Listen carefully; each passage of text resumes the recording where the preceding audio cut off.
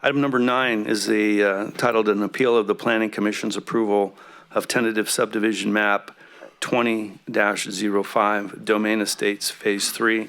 Will be presented by our Development Services Director, Mr. Ben Moody.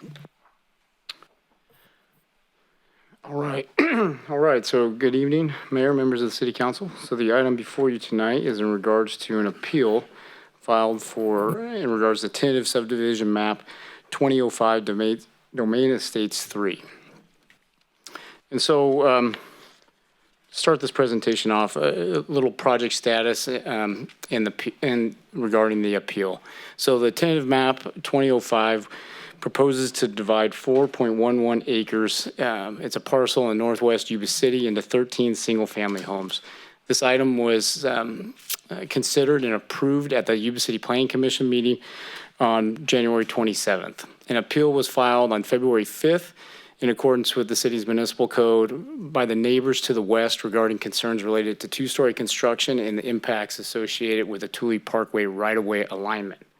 So with that, there's a timeline in the municipal code for the hearing to be set, and it was set March 16th, and then with further discussion between the appellants and the developer, there was a request to be continued until it's being heard tonight. So here we are tonight, 4:20, to consider the appeal and the suggested changes to help minimize the concerns. So with the appeal being filed with the city and staff proposing modified conditions, ultimately at the end of the presentation, a public hearing is necessary to fulfill the appeal process while also providing a means for council to modify the tentative subdivision map conditions of approval.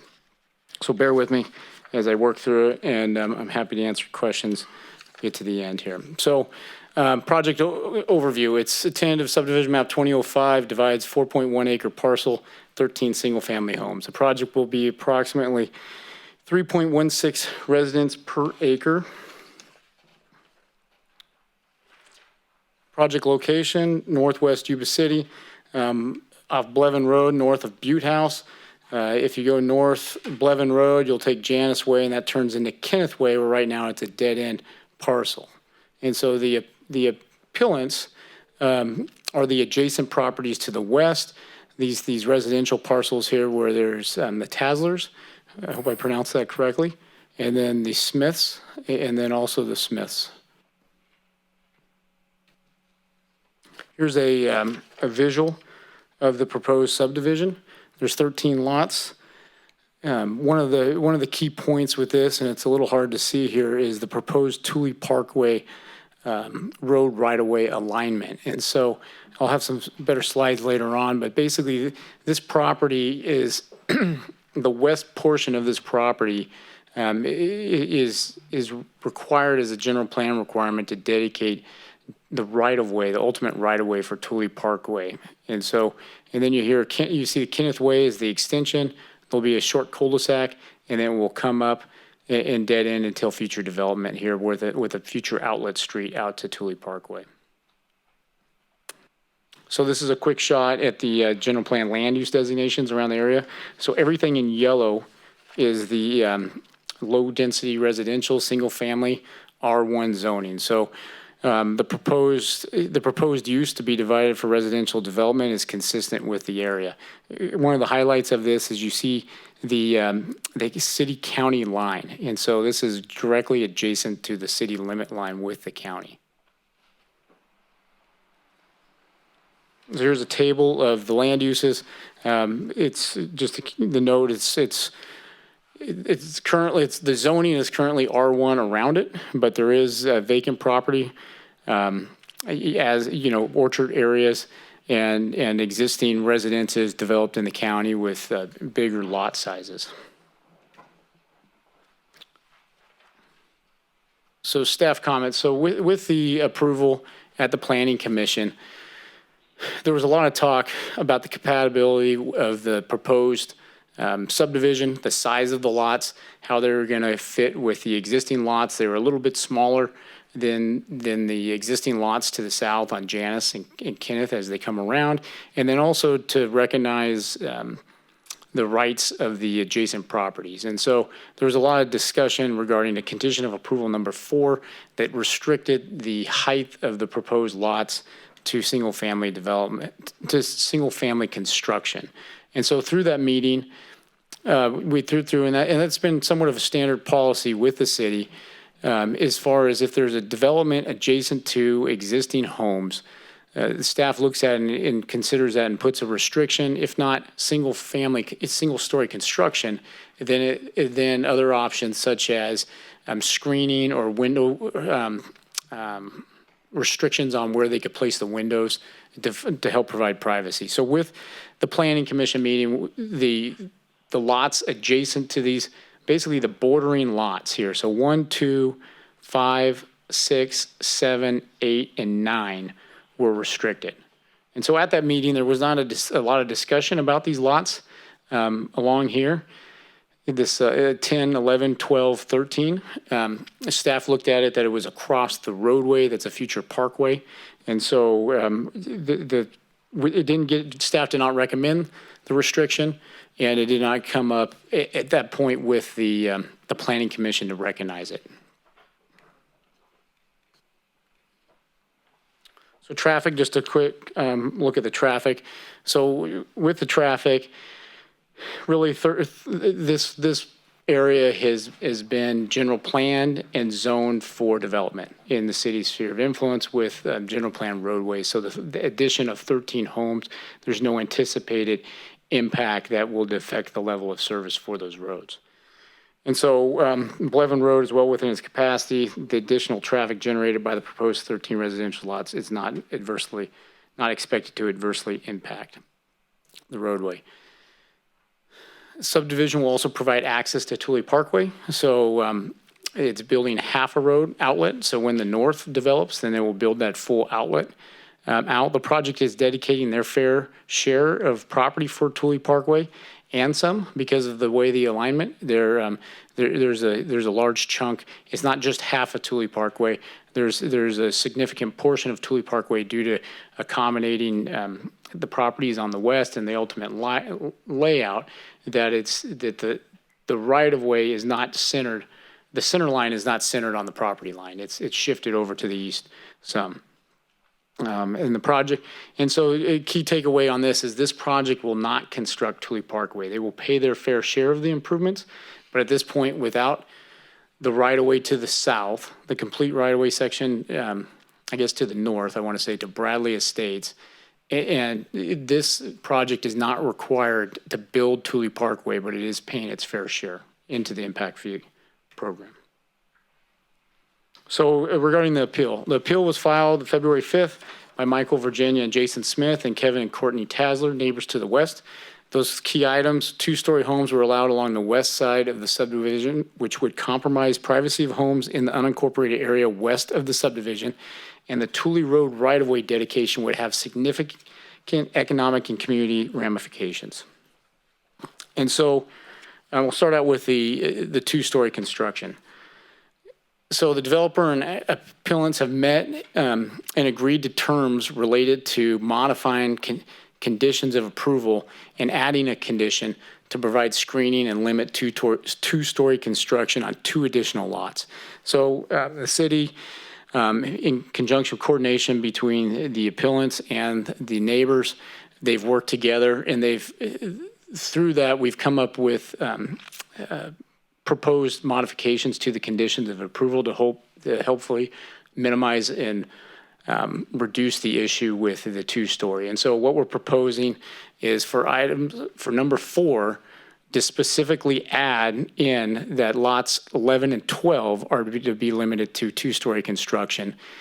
And then we're going to add a new one. I don't want to call it 5 because that throws off the numbering. I apologize for the reference here, but we're going to call it 4.1 at the end of it for the recommendation. But 4.1 is going to be the developer shall provide a total of 8 15-gallon trees with the species of these 4. And basically, they're going to provide the trees. The Smiths and the neighbors to the west are going to hire a landscaper. They're going to get approval for the cost.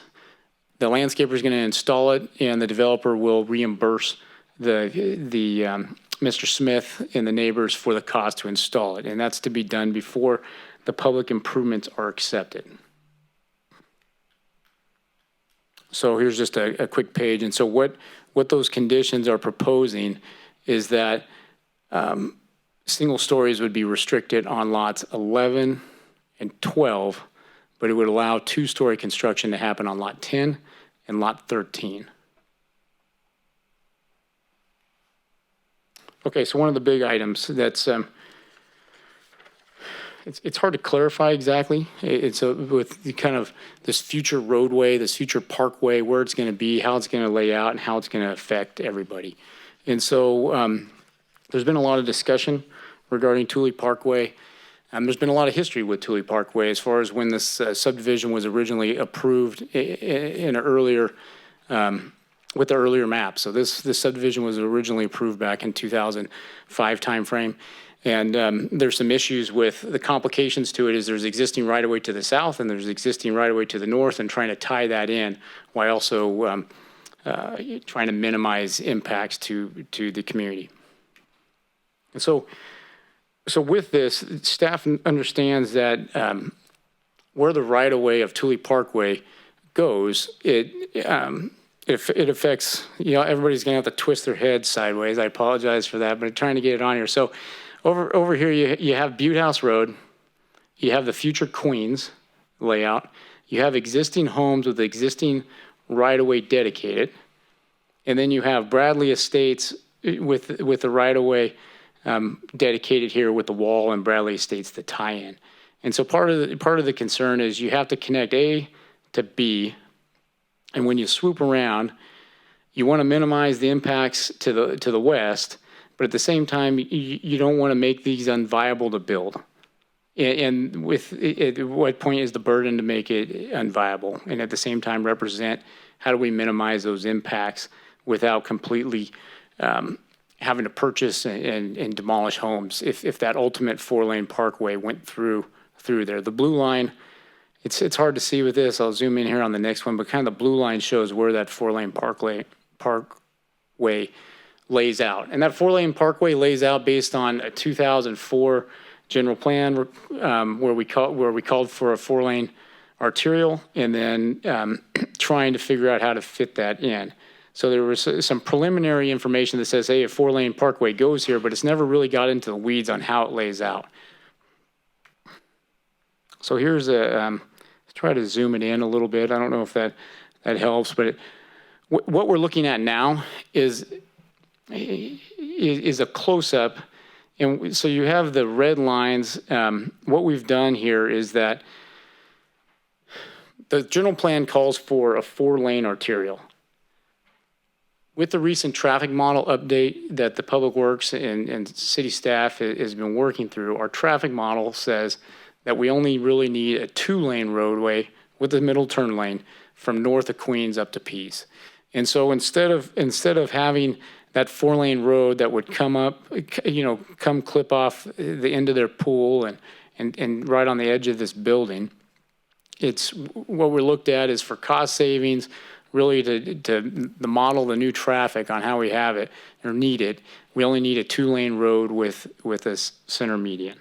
And so with that, staff's taking a real close look at how do we lay this road out, because this subdivision's coming. Where do we put this right-of-way line? Where do we put this right-of-way to make it fit, make it work? Where we connect from A to B, we're not overburdening this parcel more than was already previously done, and we're minimizing the impacts. And so if you look real close, what we've got here is a layout that basically has brought the sidewalk and the curb and gutter off of the back properties and swung it over to put this curve in there. And we've done a reduced road section. So instead of just having a beautiful, everybody's got an 8-foot landscape strip with a 6-foot sidewalk and 12-foot lanes, what we've done is we've gone through there and said, okay, what's the bare minimum we can through that section? With 11-foot lanes, where can we squeeze a little bit of area out of the parkway so we could have attached sidewalk through here, et cetera, to try to get A and B to connect. And so that is currently what's in discussion and what we've worked out for at the staff level for the alignment. But but the item for you tonight is, it has to deal with the appeal for this subdivision. And so the only way to really, it's hard to push it farther over because you still have to hook it back. And so, so even if we heard, hey, push it all the way over, the road needs to go from A to B. And in order to get this curve to come in at a certain level, unless you degrade the road to a level that we don't feel is acceptable for a parkway, it's really tough to put more burden onto that property to the east without making the lots unviable or having a situation where you don't have a parkway that's really going to flow traffic for the future. So here's a zoom in on the impacts to the baseball field, and I'll tell you, there has been some visuals that were a lot worse than this. This is draft number 4 as we've worked through it. If the original, if you went with the general plan 4-lane arterial, you're looking at cutting off, this whole portion of it. And so where we're at now is trying to come up with a construction, with a cross section that just has the sidewalk and the curb and gutter off that back property line right here. So with that, and I'm going to defer to the city attorney here to help with my recommendation, but basically what staff is recommending tonight is that we deny the appeal, but approve the projects with modified conditions of approval number 4 and 4.1 as stated on the slide. And I'm available for questions and open it for public hearing.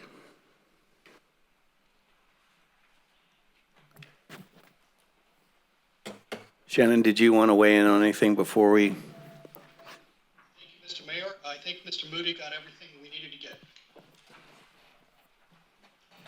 Okay, I have a question. So throughout the process, it was my understanding that the developer and the Smiths had come to an agreement. Is that not the case at this point? My understanding is the developer and the Smiths have come to agreement with what's being presented, but there is a strong input that they like to consider, or for council to recognize that wherever possible to minimize their impacts for Thule Parkway. So question back to council is, not a council, to the city attorney is, how do we do that? How do we memorialize that? To meet the intent, if there was an agreement established between the developer and the Smiths, it doesn't appear as if that's embodied in the stuff that's been presented to us. The way that you would do it, council, is you would go ahead and approve the resolution, but then add the new conditions number 4 and 4.1 to address the 2-story issue and the screening issue. As for the roadway issue, staff's not recommending any change from what they've depicted, which would mean if the council did want to make a change, we would have to discuss exactly what that would look like as a condition on the tentative map, if the council wanted to go down that way. If you don't, there's no need to change it. Okay. And so one of the concerns, if I could chime in, is that currently it's designed, it's called for as a 4-lane arterial in the general plan. And so to make that ultimate decision is when we come back with a traffic model, we say approve the 2-lane dedication.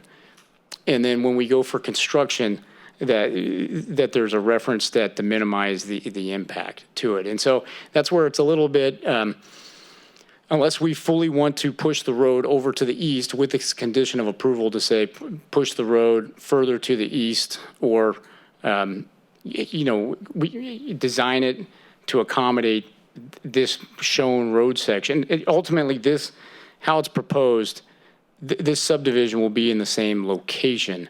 We're just squeezing everything in between here and there to make it work.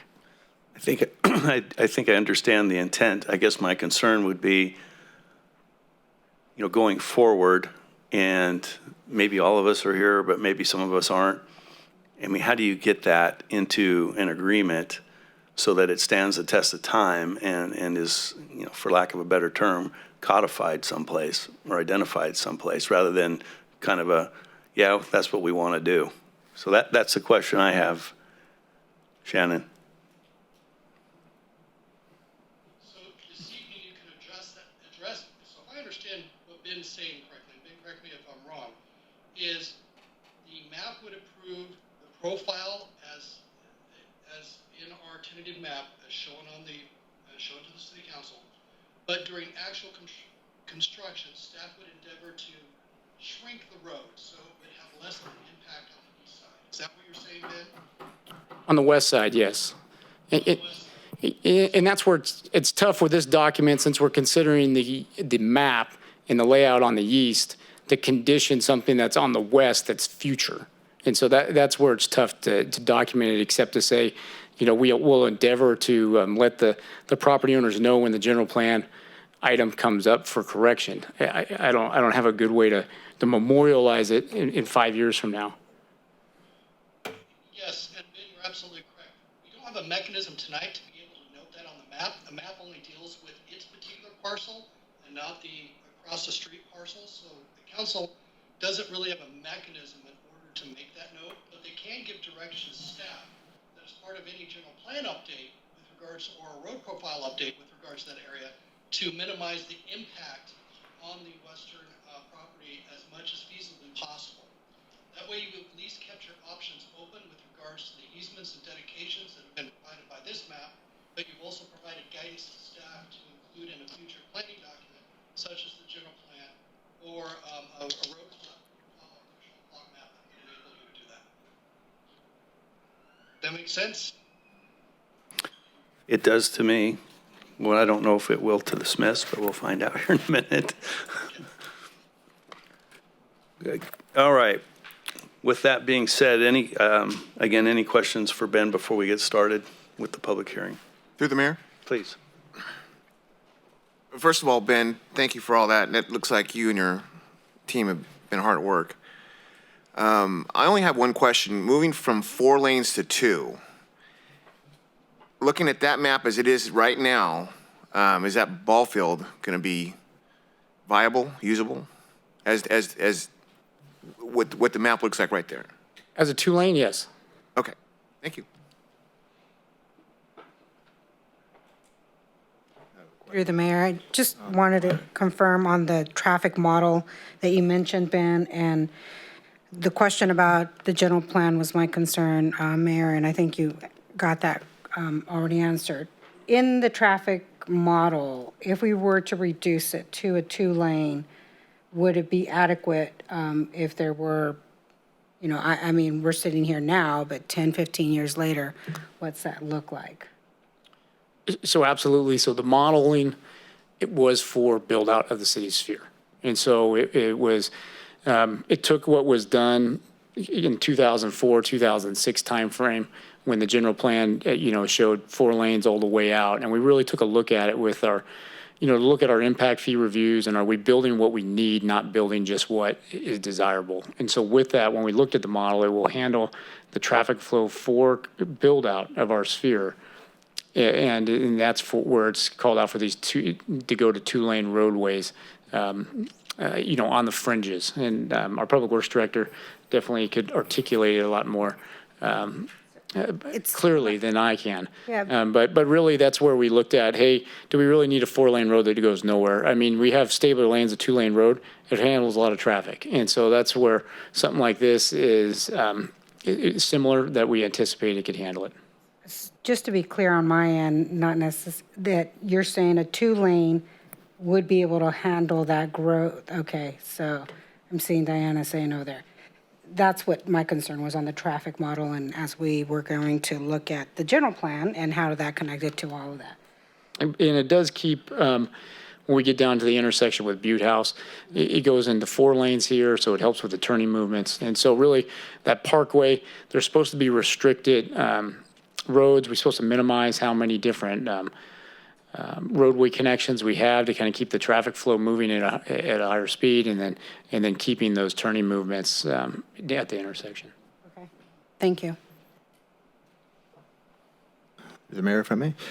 Ben, just a question on procedure. We're we're right up against the city limits right there, so we're talking about encroaching on county. Are we able to, how do we have any say-so to hardwire into our plan that we're going to build a road on county land? That's an interesting question, for sure. It's typically what has happened in the past is it happens with development. And so when this neighbor decides to develop, I don't know if I could get it here. When they decide to develop, they'll have to put an application in DeLAFCO. They'll annex into the city, and with that, when they develop, we'll tell them they need to dedicate their part of Thule Parkway, and at that time, we'll look at to see if that's a trigger point where this needs to be built.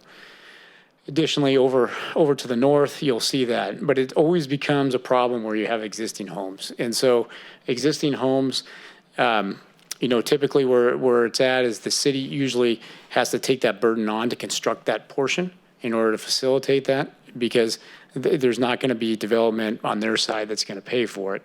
And then, then the options is if you have an unwilling property owner, if it's in the best interest, you could go into eminent domain. That process is in the last 20 years, I'm only aware of us handling it with a bridge. It's a lengthy, expensive process, and the city staff does everything in their means to avoid it. And this one's even more complicated because depending on the annexations, most likely people in the county like being in the county and they don't vote to be in the city. And so to eminent domain out of our jurisdiction, it's tricky. I'd have to defer to the attorney, but I know staff working to build the road, we would work around that as much as possibly. And usually we try to approach the property owners with something that is appeasable to both.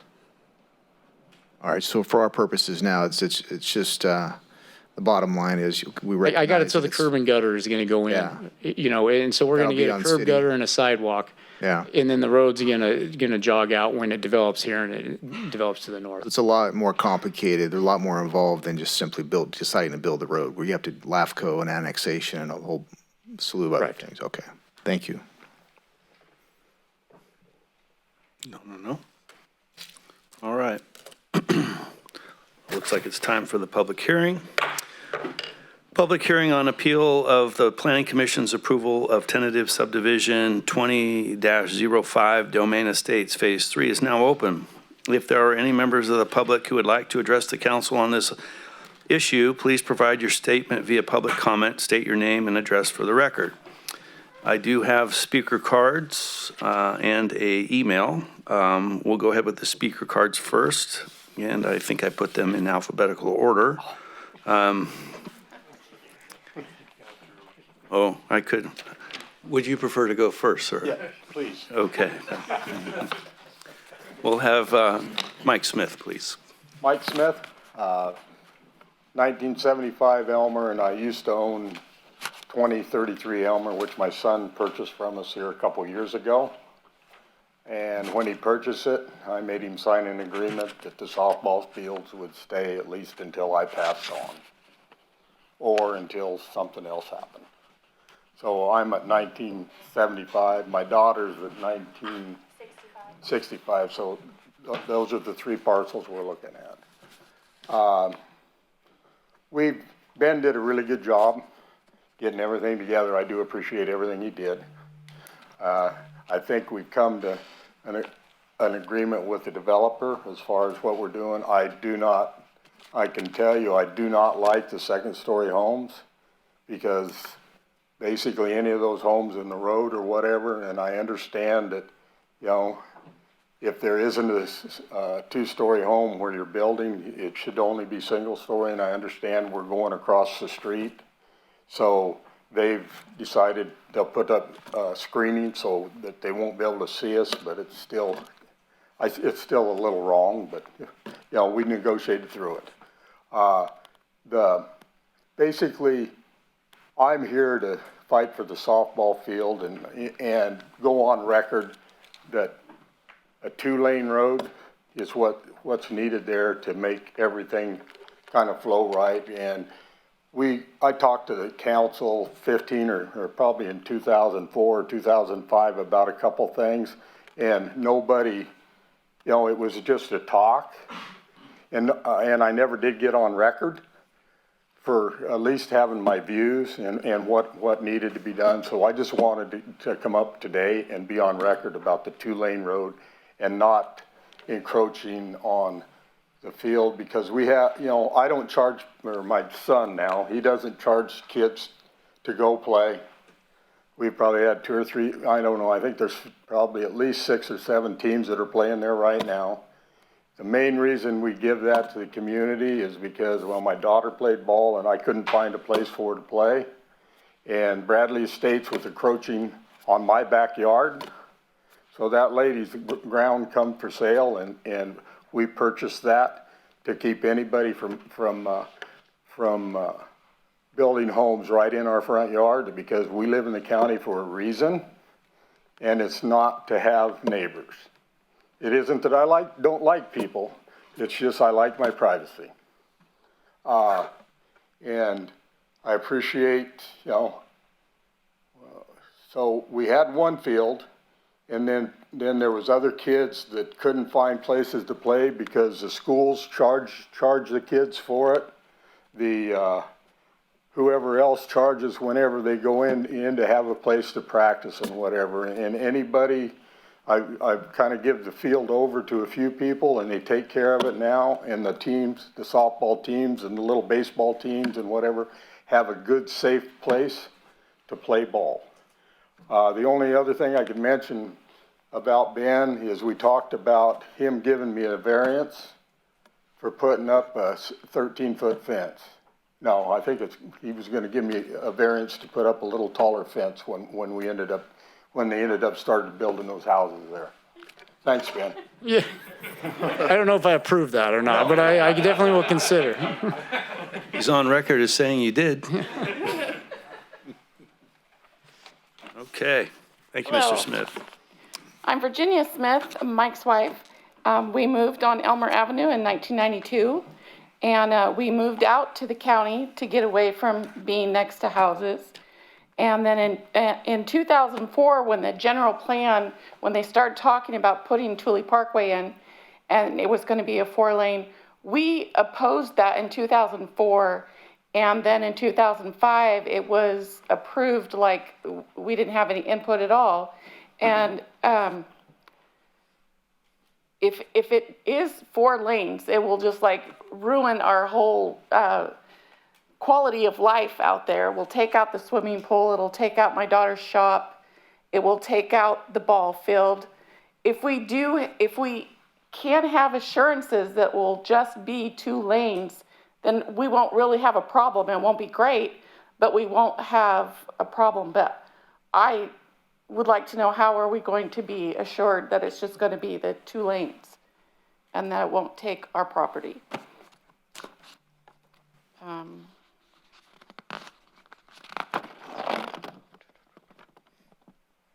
Oh, I know when we had the Zoom meeting, the council was talking to the developer.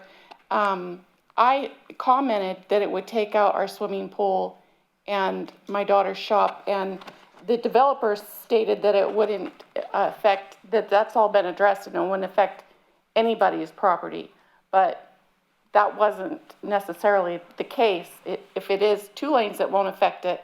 But if it stays at the 4 lanes, it will take out all 3 of our property back parts, the pool, the softball field, and the shop and the solar system of my daughter's, her shop, her solar system, and her chicken pen. So I just wanted to, I guess we have an agreement with the developer now, as long as the city and the county keep it at 2 lanes, we'll be okay with that. But if that can't be assured, then I would like for for that parkway to have to go onto the project that's being proposed right now, onto that land. That's all I have. Thank you. Thank you. Hi, my name's Jason Smith. My mom, my dad. Ben, first I'd like to thank you for all the help that you've done trying to get all of this together without it having to come to a meeting. So my property is the one with the 2 softball fields. Just a brief history on it. My parents bought that 15 years ago. Me and my dad worked on the house together. I told him then, when I graduate college, I want to buy this place from you. 5 years ago, graduated college, moved in there, started renting it from my parents. A year later, I bought it from them. Through that 15 years, on that back portion softball field area, we had cattle there, pigs there, all kinds of farm animals. And then we started getting more of a demand for softball and baseball teams. We were having 2 to 3 teams practicing there a night in the summers. And at that time, there was just no other place for the teams to go. So we took the back portion of that field and made a second softball field out of it. A little bit smaller, more for the younger kids. So it's more younger kids that practice on the back field, a little bit older kids practice on the front field. If the Thule Parkway was to stay the 4 lanes, it would take that second softball field pretty much right at the second baseline, which if without having a very large screen for foul balls and things like that, would pretty much render the first softball field also useless, because I couldn't avoid damage to cars from foul balls, things like that, from the kids playing on the first softball field. So if it's can't go to 2 lanes, then it just takes out both of those softball fields for the community. If we can keep it at 2 lanes, I think that we can get away with having both softball fields still. But if not, I know that the one softball field will still be available at the 2 lanes. And that's pretty much all I have to say, is that we would like to keep it to the 2 lanes if possible. Thank you. Thank you, Jason.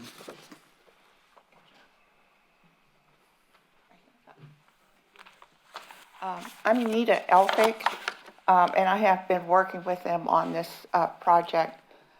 One thing I want to add to what Jason Smith said is that one of the reasons would be if we could keep it at 2 lanes, and the second field would be fine, but you'd have to put up a big, webbing for the foul balls, is really what it amounts to. So it could be viable for both fields.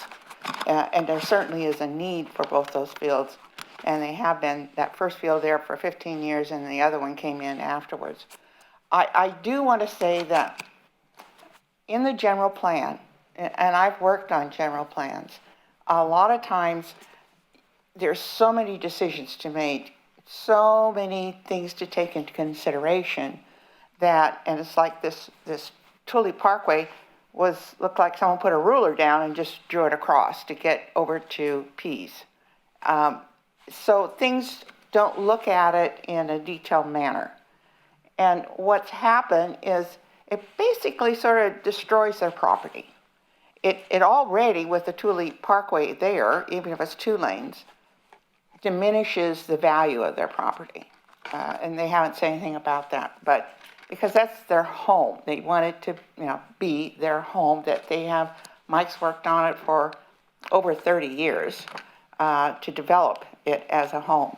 And I think the city council, when you're looking at decisions, I would request you also look at your constituents and how it affects them on these decisions you make. Now, the developer, and I feel for him, everyone wants to make a profit. That's a given. I'm not against it at all. But he doesn't own the land. He has an option on it. Doesn't have a lot tied up in that land to build those homes. The city would like to see those homes built. Now, that's 13 homes, and I believe your impact fee is $15,000. Is that correct, Ben? Plus or minus, and it Yeah. depends on what you consider. Okay, so it's around 15,000. But I think that your last nexus that you put through on your impact fee was around 45,000. So let's reduce that to 40,000 or even 35,000. So for every home that is built, the city's taxpayers, the everyday taxpayers here in the city, is subsidizing about $20,000 to $30,000 for every home. And I don't think this is a different subject, but it's also part of this. So on 13 homes, you're looking at maybe $390,000 that other people are subsidizing that the developer should be. Thank you. Thank you, Ms. Selfick. I do have an email from Patty Smith that if I can find my glasses, I'll read. Dear City Council, on behalf of the ball players in Yuba City that use and have used the Smiths Fields over the years, I ask you to please come to an agreement that suits both parties in regards to the proposed land development. The youth in this city need to have access to all kinds of good recreation, baseball and softball included. I find it quite outstanding that a family like the Smiths would be so generous with both time and money to fill a need that the ball players in this community have. We should recognize and celebrate such families and do our utmost to protect and guard what they have so generously given to this community to serve our youth. Please be extremely careful in your decision-making in regards to the Smiths and their property. Thank you, Patty Smith. Okay, Sierra, anything online? We do have one comment online, and it's quite lengthy, so bear with me while I read through it. It's from Melania McMurray. The city of Yuba City should not approve of tearing through the Smith softball baseball field for many reasons, which include that this family chose their land to build a baseball softball diamond on. This created a fantastic opportunity for our children and the local community to play sports on. Granted, this has been for free. These softball and baseball fields have created a place of opportunity for hundreds of children ranging in age from t-ball to college competitive sports. I played softball on the Smith Field for about 6 years, from elementary school through high school. I met some of the best people in my life from playing a sport on this field. We should be a city that promotes these types of opportunities and safe recreation in our community. These softball fields are more than just fields in a backyard on the west side of Yuba City. They are a place where I learned discipline, responsibility, how to dive headfirst into a base, and metaphorically life. I learned how to make friends and work together with kids my own age and to do what I loved best. That was softball. And I do that even more today. I credit the Smith family and many coaches that have taught basic mechanics of softball and how to be a good person on their fields. We shouldn't be tearing through softball fields in our community that create such opportunity for our children. We need to teach our children to dive headfirst into what we love and what we want to save. The Smith Field is forever worth saving. Thank you for your time and consideration. Okay, thank you. Audience, yes. My name's Cal Tucker. I'm with Crown Development. It's been a very challenging project from a lot of different aspects, but we were able to get together with the Smiths and work out an arrangement that works. It's modified on the condition of approval. Ben is modified. I wanted to also thank Ben and Diana for their hard work on this project. And started on this a while back, almost a year now, and they've done really hard work to make this, to keep this moving forward. The parkway being 2 lanes, for the I can go on the record and say I'm for it as well. I'd rather see 2 lanes than 4 lanes going through that property. And I just wanted to clarify just a couple of things. Our property, Ben, if you don't mind going to the map.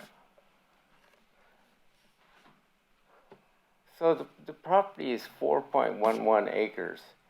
Tully Parkway takes out nearly 3/4 of an acre of that parcel. That's nearly 20, I think that's a little over almost 20% of the parcel size. And that's one of the other challenges of even being able to do this project. So it's right now, that's really it. If it was to move any further, it just makes the project unfeasible for us to do. And I also wanted to clarify, we do own the property. We're on title of record. I'm not sure where the option came from, but We may have been in contract. We've been in contract for a while when I first talked to Anita, but we're currently on title. You can check the records. So that's it. Thank you. Thank you, Mr. Takar. Courtney Tasler. So my property is on the southwest side. It's the one with the solar panels and the shop. And if it's 4 lanes, it takes out the entire, all of our solar panels. And that is the only spot that we could get a permit to put our solar panels because of our leach lines and our well. I just wanted to say that. That's it. All right, thank you. Mr. Burns. I was just curious why the city feels like I don't think it's been explained why they feel like they need a parkway through there. And then also, maybe Ben, if everything is single story around there, I can sympathize that, they want their privacy. And privacy is important to Americans. So why not make all those lots single story? That's my thoughts. It really comes down to economics. In the city's zoning code, it's allowed to have 2-story construction. And so it's a right of development in the city for urban design. And it's really a push for efficiency of land use, that the cost to develop is so much for the land burden and for the utilities that you'll start to see this crunch on land. And that's why, unfortunately, you don't see a lot of the larger lots like you see south and west parts of town that you have, because of the cost burden to develop and the push for more efficiency of the land use. Regarding the reason for Thule Parkway, I don't have a full exhibit of the city's growth area, so the boundaries that one day with the general plan we're proposing the city's going to grow out to Township Road, north to Pease Road, and really this is going to be houses one day. And so we're envisioning everywhere around there to be homes. Even though it's trees and orchards, as time changes, it will become homes. And so with that, Thule Parkway has been identified in our traffic model to facilitate that north-south traffic as the arterial. So it's basically, it's going to be like a Stabler lane where there's homes on each side and it funnels to there, and then it carries the traffic from Pease Road ultimately all the way to the south on Bow Road. Good evening. My name is Kevin Tasler. I live at 1965 Elmer. And I want to start off by saying in January when there was a Zoom meeting due to COVID, I don't feel that people on Zoom were well represented during that.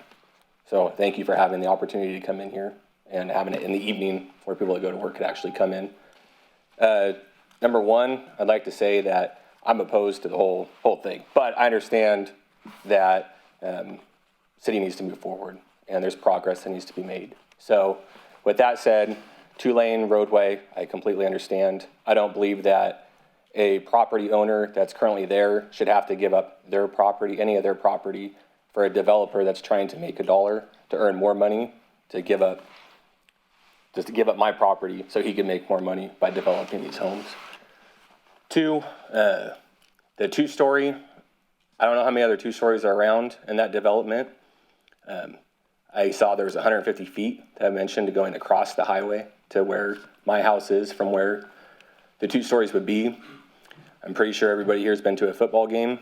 You could sit on one side of the stadium, which is well over 300 feet away from the other end zone, and you could still see what's going on. The privacy is not there for 150 feet. Trees you could see through. Walls only go so high.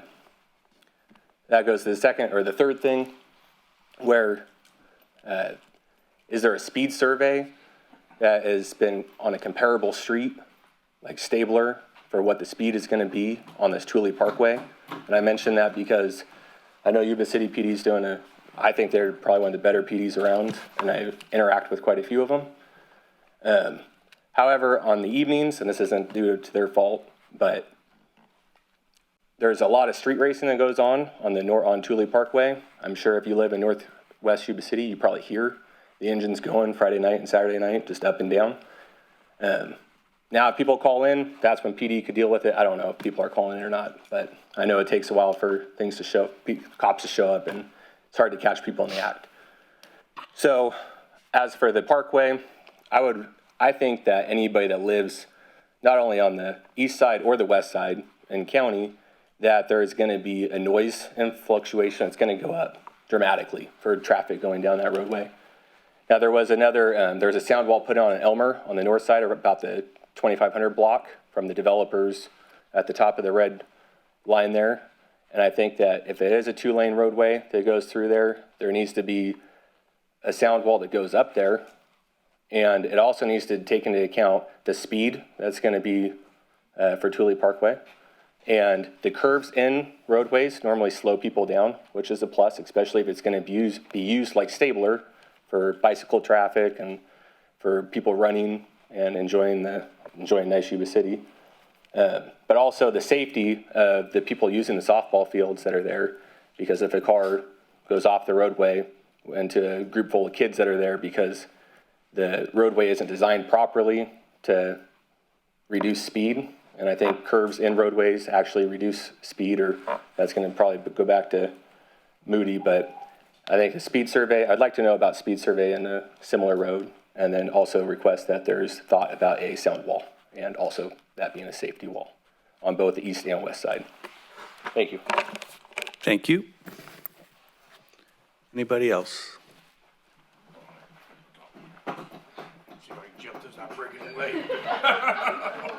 Almost didn't make it. Good evening, Council. Wes Szymanski, one of the many coaches and volunteers that help with the field and the stuff with all the kids. You know, earlier the narrative was for the police officers how they're retiring, they live in the community, and that's all because it's a fantastic community to live in. Well, the reason why it's a fantastic community to live in is because of families like the Smith, who donate so much and expect nothing in return. Those softball fields, you go back there, it's like the Field of Dreams. When I drive back there, I open the gate and I look and I go, wow. I go, 2 fields, they put batting cages in.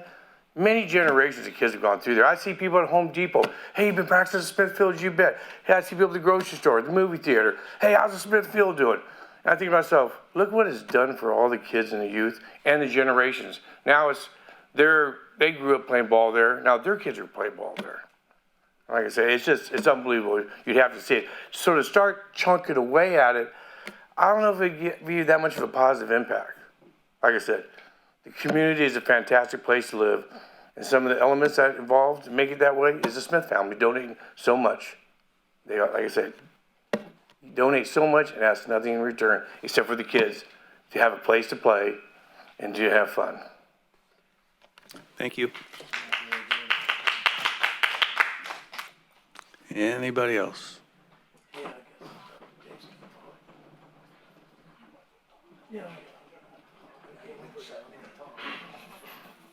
Hi, I'm Dave Butler. Hard to follow that, but my son, he's a freshman baseball player at Yuba City.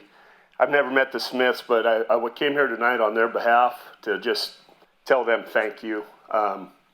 Hundreds and hundreds of kids have come through and used these fields, and it's just a beautiful thing, like Wes said, for the community, for them to donate their property.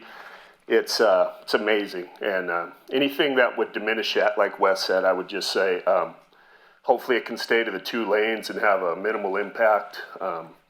Said hundreds of kids have benefited from it. He's taken thousands of ground balls, thousands of swings in the cages. It's been a blessing. So that's all I had to say. Thanks. Thank you.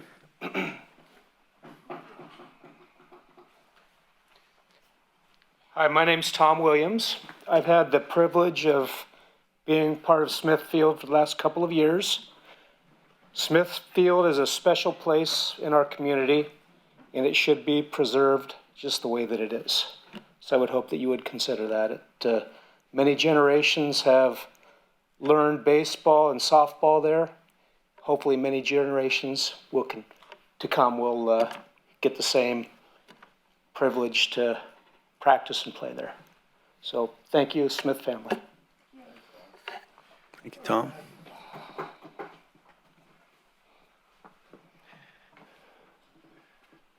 so I'm gonna follow Tom Williams. My name's Tom Wickham, okay? So, Two Toms. so TWs, two of them, back to back, okay? So, just a little brief history. I spend a lot of time on the weekends, okay? And I go around all different cities, all over the place, okay? We grade baseball and softball fields all over the place. This field, Smith Field, I've been blessed to have the opportunity to come in and help build some of it and help update some of it. In the process of building mounds right now, dirt mounds, so the guys will quit moving our portable mounds around, along with just installed a new plate and a new pitcher's mound, pitcher's rubber on the main field, right in front of Caitlin Combo's gender revealing party this last weekend. And congratulations, Caitlin, on the baby boy coming, okay? We built levees, we built cities, we built subdivisions, we built streets, pads, all over the place. I've been in the business, worked for Chuck Jeffries years and years ago, 35 probably plus years in the business. Met Ben down on the levee and down by the sewer treatment plant a few years back.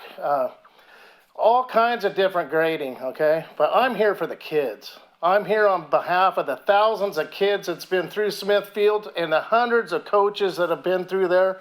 You guys cannot take that away, okay? You've locked up. I know, hey, I'm not a public speaker, but I do want to get my point across. We've locked the schools up, okay? We've locked down the schools. We have to pay big money to practice at school facilities. We have to pay big money to practice and play baseball at Burns Drive, at Blackburn Tally, which is aged out. At some point, maybe in this master plan, you guys can build a new facility like all these, even smaller cities have. We have peace officers in town that's been through Smithfield. We have city employees that's been through Smithfield coaching and giving their all to the kids of our city. Okay, so please, whatever you do, make the right decision on behalf of the kids. Okay, thank you very much. Thank you. We are getting new scoreboards at Blackburn Tally. Someday. No, they asked for it. That's a start. My name is Alessandra Guzman, and I live with Jason Smith, so the Smithfield is actually my backyard. For the past 2 years, I have dealt with quite an amount of dust in the house from the amount of children that practice on that field. Constant cars driving through, and I can tell you, at first I was like, what the heck, what is going on? And then you walk back there and you see these kids just so lit up, so happy to be practicing on a private field. They are back there with light towers that the Smiths have provided. There's not only the one good field, but 2 good fields. During COVID, it was wonderful because we all got to walk the track, which kids got to go back there and get some energy out, some of the neighbor kids. So when we heard about the roadway going through, not only would you be taking some of that last field, but you'd be taking a lot from the local kids. So on behalf of the Smith family, along with everybody else, I just think that you guys are probably bored of hearing the same thing over and over and over again. But when you hear it over and over and over again, it's likely true. So this whole thing isn't going to add to anybody's kids. It's going to be streets just like anybody else.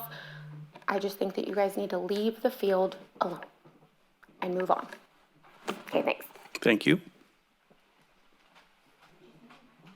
Any more? Anybody online? We have quite a few messages online. Okie doke. Let's hear them. So I'll go ahead and get started. First comment is from Kathleen Andrus.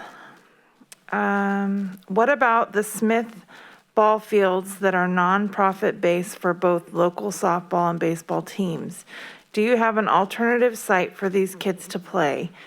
These fields were built by donated time, resources, and land. These kids are the future of this community. They deserve an alternative site to be built for those that can't afford to pay to play sports. Why not use the empty lot across the street from Walmart and Sierra Central to build? Next comment is from Caitlin Combo. I have known the Smith family for years. This family has a softball field on their property that I have grown up on, and it may be removed. I have been a softball player since I was 8 years old, and the Smith family was with me every step of the way. This field has provided safe, fun, and free environment for kids of all ages who have chose to peruse this sport. Please consider this field important in our future youth. Next comment is from Kathleen Andrus. How is a 2-lane going to hold up when the Sikh festival is in town and the town is inundated with even more traffic? Next comment is from Kevin Combo. I'm the president of the Sutter Buttes Thunder Softball and Baseball Development Program. We are a nonprofit 501c organization based in Yuba City that specializes in the development of young athletes. Our goal is not only to produce solid, competitive athletes, but also to mentor our youth into becoming upstanding and productive citizens in our communities. Many of our Thunder athletes have moved on to play at the collegiate level and to garner 4-year degrees. Smith Ball Fields, located on Elmer Road in Yuba City, has been our home for these student athletes since 2005. If the proposed project to build a road encroaches on the Smith property, it will eliminate the eastern ball field and reduce the amount of teams and athletes that benefit by using the Smith field. Many donated hours by parents and athletes and fundraising money raised by Thunder organization families helped build and maintain the current fields. In addition, the generosity of the Smith family allows many local Little League teams from Peach Bowl, Sutter area, Marysville, and Sutter Buttes Little Leagues a safe and free place to practice and utilize the fields. Ball fields in the Yuba City area, including parks, are not designed to have baseball and softball practices held safely at those facilities. With middle and high schools in the area now charging Little League and development teams to use their fields, where are the nonprofit teams supposed to turn when they can't afford the fees that it costs to practice at those fields? We turn to families like the Smith family that have donated their time, money, and land and have given back to the community by building these fields and supporting these student athletes who are chasing their dreams. I implore you to reconsider encroaching on the Smith property that has brought so much joy and enriched the lives of thousands of softball and baseball players and families in our small community. There's still more. Another comment from Christy Combo. Please keep the properties intact. All 3 of my children have had the privilege of practicing on these fields. This family has provided so much of their time and money to give back to the youth of our community, giving them a safe place to hold practices and better their skills and building their self-worth. Scott Bailey says, I'm also a business owner who owns Lumberjack's Restaurant here in Yuba City. Please keep the street 2 lanes. The softball fields have given so much to the community. It was a privilege to watch my daughter grow and be coached on those fields. The Smiths have given so much to the children to play on those fields, and I just want the city to please work with the Smiths to keep the fields.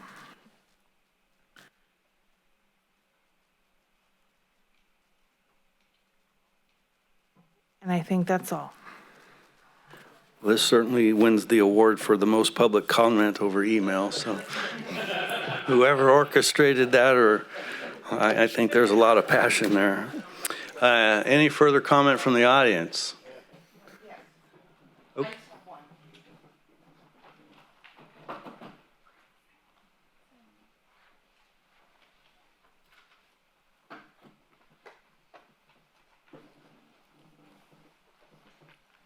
Edita Elphick again.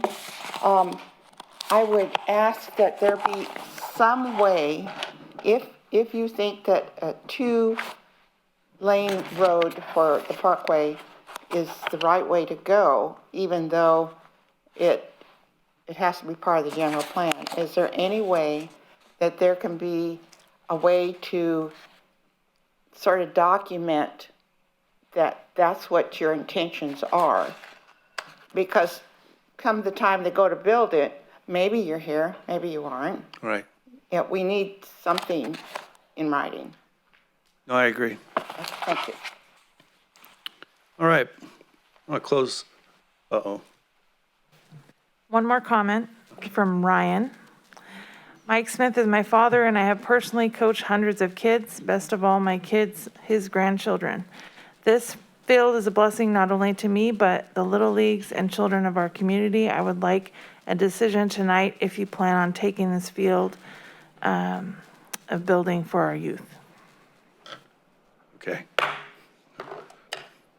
So, closing the public hearing and bringing the matter back to the council, and I'm going to jump out here first.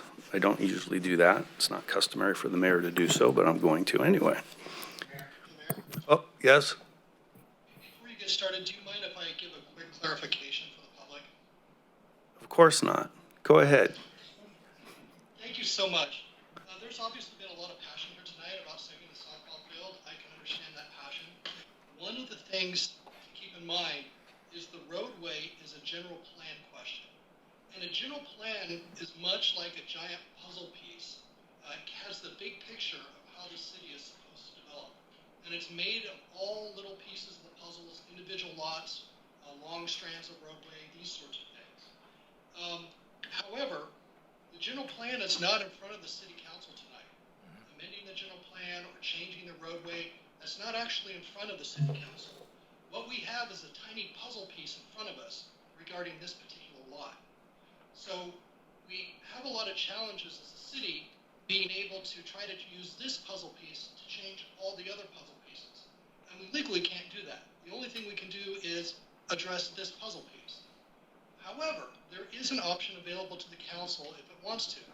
And that is after it addresses this puzzle piece, it can direct staff to look into the issue as to whether or not we actually need a parkway along that roadway, or whether or not we can do it at 2 lanes. And they can also tell staff to address that issue in an upcoming general plan update. Because the real key issue here tonight, for I think most of the public, is not necessarily the development of this lot. It's really what is going on with that roadway and how is it going to affect the softball field. And those are general plan questions. And the general plan is not in front of us tonight. But the city council does have authority to direct staff to look into that for a future meeting when the general plan is in front of us. Thank you. I appreciate that clarification. And I do, as I mentioned earlier, have the concern that whatever we decide here tonight may not be carried forward, or may be forgotten, or may be somehow missed somewhere down the road. So I do appreciate that, Mr. Chaffin. So my comments quickly. Number one, some people probably know that baseball is sort of near and dear to my heart, and that the fact that has been explained here about the lack of fields available to the public in Yuba City has been a long-standing problem. And frankly, you can't play baseball anywhere because the schools have locked their fields. Blackburn Tally is not accessible unless you rent it. And so there have been, over the years, several folks like the Smiths have taken upon themselves to take their land and generously convert it into baseball fields so the youth in our area have a place to practice baseball. And so to Virginia and Mike and Jason, who I know is Smitty, and Anita, obviously, and all those that are associated with them, it is admirable that they would take a piece of their property and provide access to the community. It's been a long-standing problem for me that we pay, I hope I'm not going to piss off the school district, but that we pay taxes. Pay taxes for these school facilities, yet we have no access to them. Especially for stuff like the sports. I get it; they've got maintenance issues, et cetera. But nonetheless, having these opportunities here. So, I also want to commend Mr. Moody, Ms. Langley, the Smiths, Mr. Takar. I know that this has been, and our city manager as well. I know this has been a long process of trying to come to an acceptable agreement to both sides. For me, Tully Parkway and having some familiarity with general plans and even in part of the development of the 2004 general plan. Those are basically snapshots in time based upon things that are happening back then. You know, here we are 17 years later. A lot of things have changed. And to Mr. Chaffin's point, we do have the ability periodically to make general plan amendments. I would hope that the rest of my colleagues up here would consider in any motion to approve this, that we follow that up with what he suggested in regards to considering taking a look at that general plan and perhaps, not perhaps, do consider making, directing staff for the general plan amendment, especially as it relates to Thule Parkway, the road study that traffic study that we're already engaged with, et cetera. But again, to those that were part of coming up to an acceptable agreement, may not meet everyone's needs, but you came to an agreement, and I appreciate that, because I think it's important for us to address traffic issues, but it's also important to take into consideration things that benefit the community quality of life, especially when it has to do with our youth. I'll shut up. And Mr. Kirchner, any comments? No, I'd like to thank the Combo family for being so involved at home. They're very passionate about this. But I would like to thank the Smith family for opening up your property. Like the mayor said, it's a huge resource for our community. Very briefly, my wife and I did that on our property. We have a shed out back where we allowed travel teams to come through because they needed an indoor pitching facility, and we just don't have that around here. So thank you for providing that to our community. Councilwoman?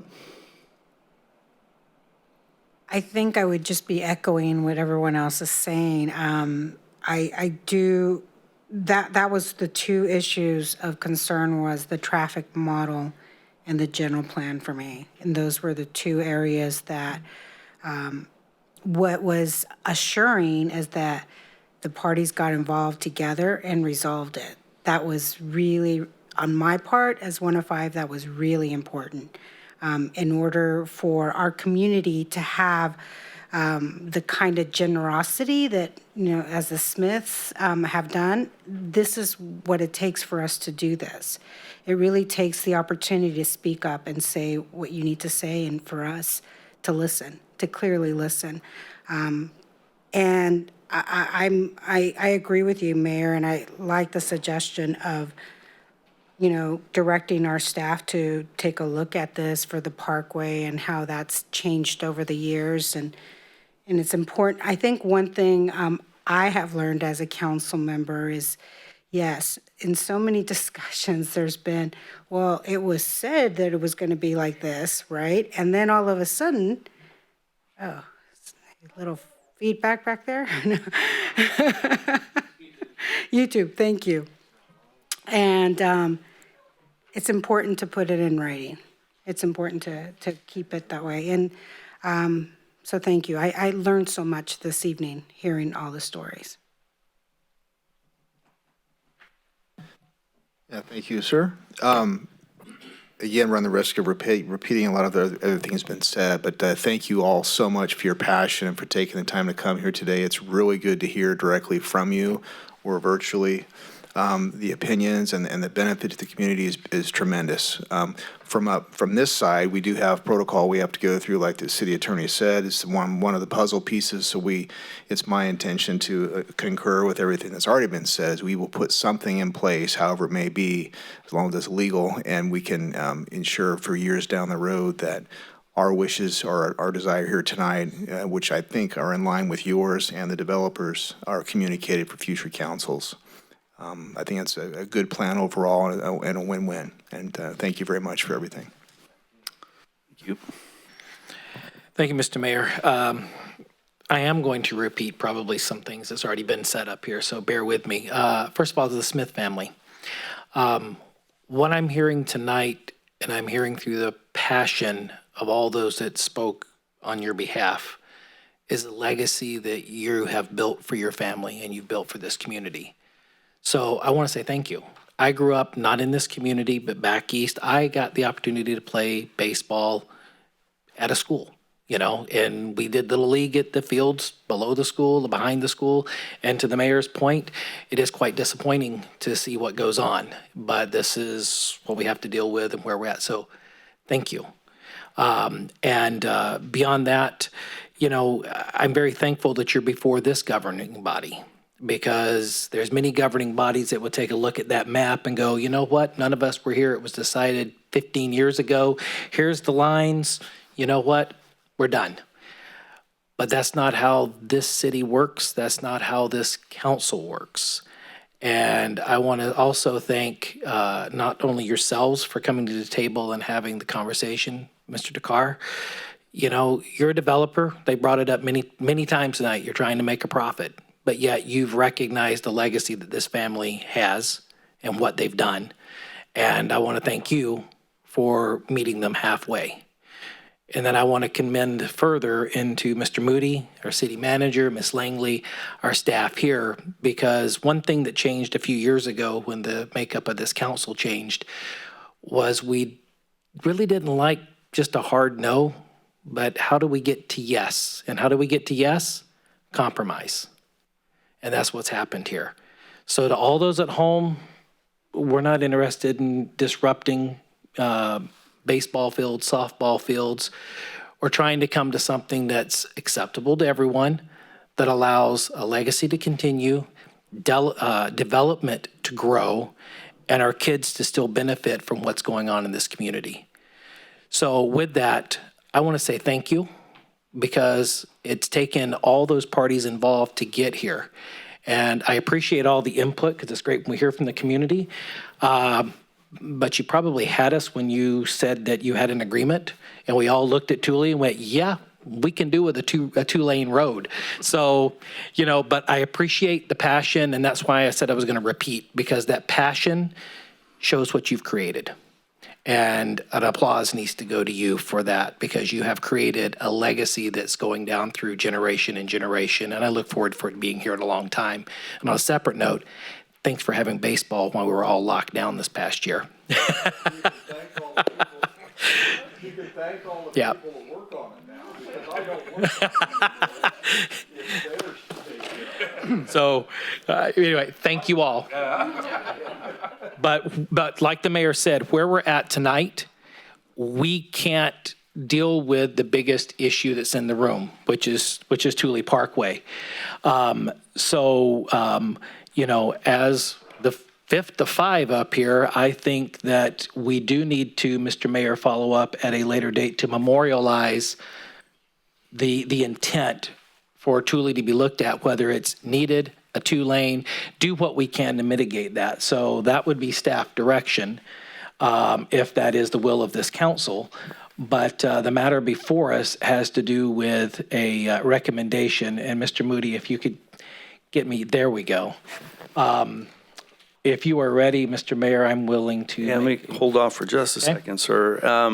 Mr. Chaffin, once again, the item of asking our staff to take a look at the Thule Parkway through the general plan process and a potential amendment, is that something that we direct for a future meeting to discuss, or is that something we can take up? It's not on our agenda tonight, so that's the reason I'm asking.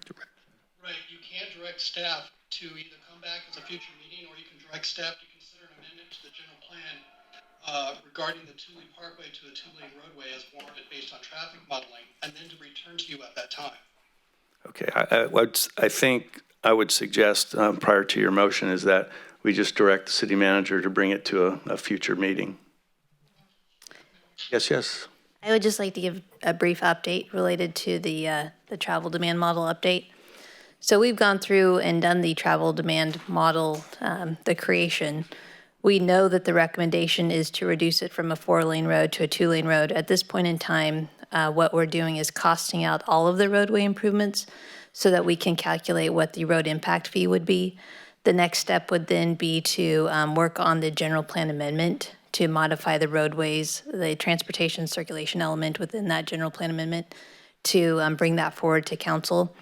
So we are in this process now. It's still going to be a few months to complete the formalization of these recommendations.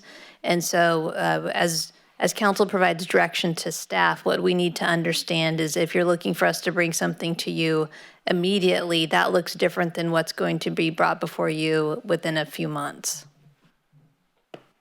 Okay.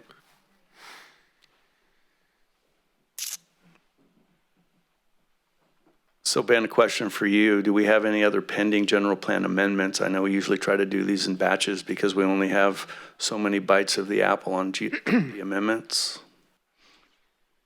I mean, what I'm hearing from Mr. Chaffin and Public Works Director is that you provide us direction tonight to consider the two-lane alternative in the future traffic model update general plan amendment, and that's on the horizon in the next 6 months or so. And so with that, I feel like staff has that direction given in the minutes, recorded in the minutes, and then that will be reflected when we come to you with the travel demand. But it is definitely at our option to do a separate amendment, but based on the noticing, the timeline, to go to the planning commission, come back, you're really might be on the same time frame. Okay. Mr. Vice Mayor. Thank you, Mr. Mayor. I would make a motion and move that we adopt a resolution of the City Council of the City of Yuba City denying the appeal and upholding the Planning Commission's decision to approve the TSM 2005 Domain Estates Phase 3, APN 595-30027, and associated mitigated negative declaration with modified conditions of approval 4 and 4.1. Second. All right. I have a motion by the Vice Mayor, second by Councilperson Kirchner. All those in favor signify by saying aye. Aye. Any opposed? Hearing none, the appeal of the planning commissioners, or the motion passes unanimously. All right. There you go. So just, again, just want to make sure I button this up correctly. Staff has enough direction on the GP amendment based upon our discussion tonight. So I'll defer to Shannon, but if I see 3 nods, then we'll record in the minutes that there's been council direction to look at modifying it to 2 lanes with the next general plan update. All those in favor nod. Okay, all right. We got it, Mayor. Thank you. There's your proof. All right.